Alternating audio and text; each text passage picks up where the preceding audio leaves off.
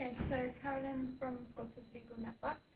Yeah, so I'm from the Squatters Legal Network. I'm also involved with the Advisory Service for Squatters, which as an organisation has been going for a very long time.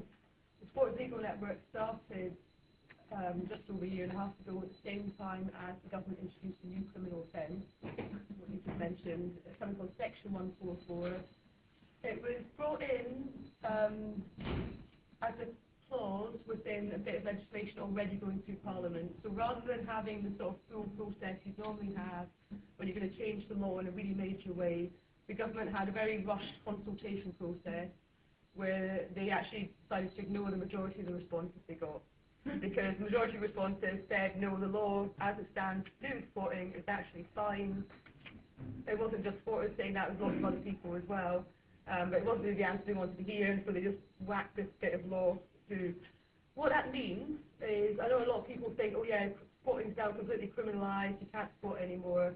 The way the law was worded is actually that you can squat, but it's now a criminal offence to occupy a residential building with the intention of living in it. And throughout the history of squatting, there's been many, many situations where the government has put out stories in the media, has put out myths and misinformation about squatting. One persistent one that's happened through the 70s, 80s, 90s, and more recently is this idea that squatters go out and squat people's homes. And I'm going to say that really doesn't happen. There's been a law about displaced residential occupiers in place for decades, and it's hardly ever used because people don't squat people's homes. People squat places that are empty, and for the vast majority of squatters, they're squatting places because they need to house themselves. There's other situations people squat for other reasons, maybe because they want to set up some kind of community project. Looking around London, like Eileen said, there's places that have been squatted where people have created something, and that's actually, continued to this day, maybe in a different format. So in some places, people have squatted in opposition to entire estates of council housing or other social housing being demolished. They've squatted because they wanted to create a playground space, a city farm, some kind of community space, some kind of art or music rehearsal space. And what the new law says is you can't occupy somewhere with the intention of living in it if it's a residential building. It deliberately doesn't mention all the other buildings that get left empty. And so what most people in the squatting community have done since the law changed is squat the buildings where it's still okay.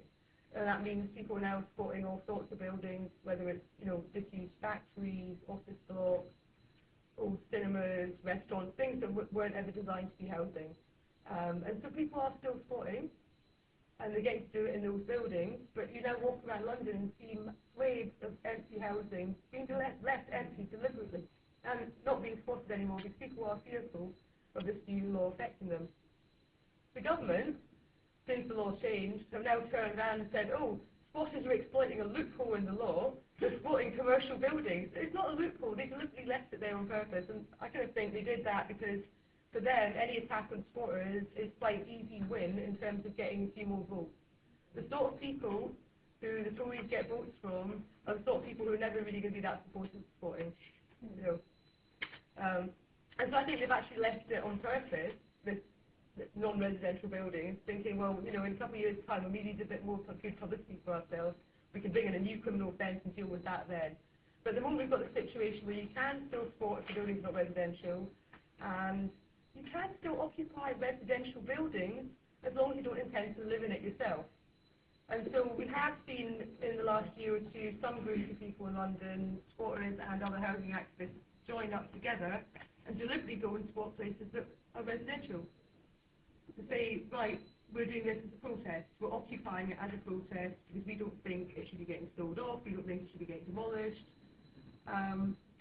And if police turn up, that makes it quite interesting because it means that the argument we're having is actually convincing the police that none of us live in this building, none of us intend to live here, we all live in other places, but we're here to make a political point. And there's been quite a few times now where the police have been forced to back down and accept that yes, you can still occupy buildings as a protest. So in terms of what the Squatters Legal Network can really offer to people who are here, who are involved in housing groups, is information and advice about the law to do with occupying places, squatting places, basically. Like I said earlier, we work quite closely with the Advisory Service for Squatters, which has been going for a really long time. We also work with groups like the Legal Defence and Monitoring Group and Green and Black Cross, and with Eviction Resistance Network. And already, supporters aren't the most organised people in the world, but there are supporters organisations that have been going for a while, and one of the things that has been happening is this idea of having a sort of anti-eviction resistance network, a telephone feed. So if you have a problem, the police turn up, or someone else turns up, they're trying to evict you, you can send out a message, and hopefully loads of other people turn up and help you.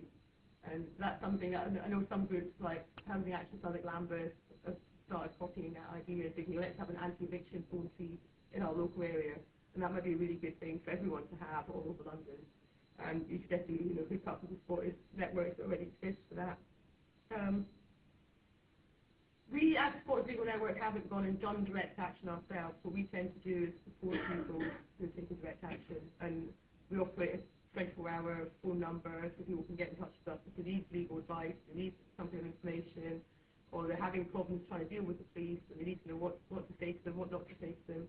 And something else we've been doing is going along and giving people legal workshops, because the supporters who actually were quite knowledgeable about the law before it changed, and were quite used to dealing with the sort of civil court process, kind of standard normal eviction process that we used to go through. Now this is new criminal offence, and the police are getting involved in a lot more situations. We think it's good that as many people as possible know what their rights are. If the police turn up, they know what to say to them, they know what the police are allowed to do and what the police aren't allowed to do.